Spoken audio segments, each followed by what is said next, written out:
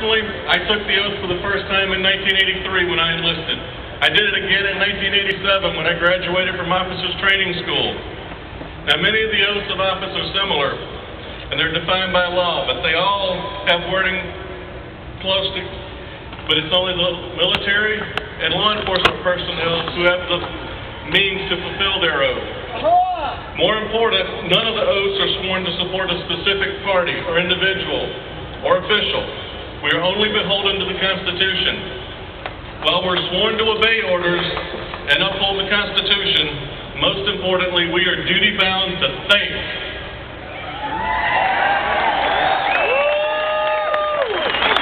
That means we cannot choose to do just what we want to do, and we're not duty-bound to blindly follow orders, because our government does prosecute those people who execute unlawful orders. Therefore, blind obedience is not an option. It is our duty to speak out and ultimately be prepared to disobey unlawful orders. This is not suggesting treason, mutiny, or anarchy. Unlike the old Soviet Union, our oath is not sworn to an officer in the ranks above us or any politician. It is simply to the Constitution. When you take the oath of office, it requires us to obey those lawful orders. But it serves as a glaring reminder that we can't blindly just follow orders. And based on that, Oathkeepers has issued 10 orders that we will not obey. I will not obey orders to disarm the American people.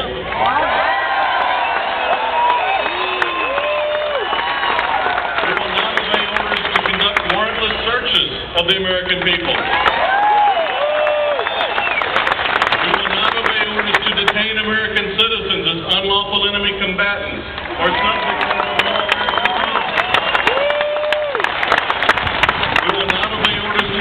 martial law or a state of emergency on a state. We will not obey orders to invade or subjugate any state that asserts its sovereignty. We will not obey orders to blockade American cities, thus turning them into a giant concentration camp.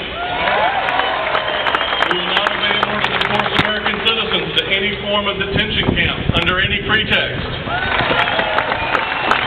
We will not obey orders to assist or support the use of foreign troops on a U.S. soil for any reason to keep the peace or maintain control. And we will not obey orders to confiscate the property of the American people, including food or essential supplies. And lastly, we will not obey any order which infringes on the right of the people to free speech, to peaceably assemble, and to petition their government for the redress of grievances.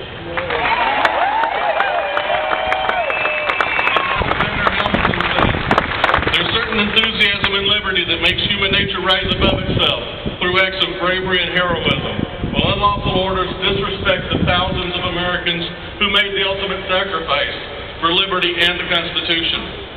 It's time to reread our founding documents again and honor those words of wisdom. We need to restore our founders' values, and that starts with sweeping out these nanny state lawmakers and electing true representatives of we the people.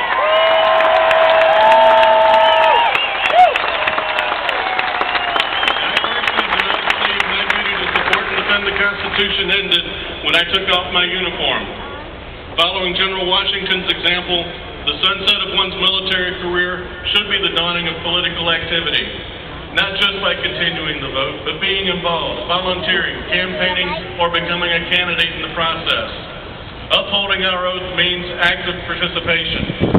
Before I close, I'd like to offer this opportunity for you to take a similar oath to the one that I and many others have taken freely. If you wish to reaffirm your oath, please join me now.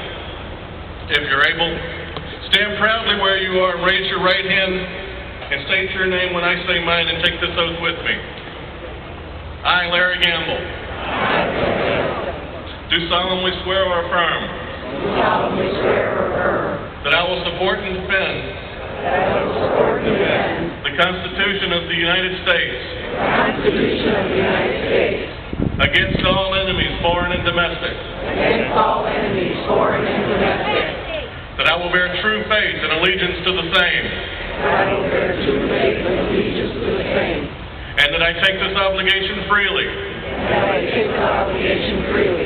Without any mental reservation without undue mental reservation or purpose of evasion, pledging my life, my fortunes, my sacred honor. So help me God. Congratulations.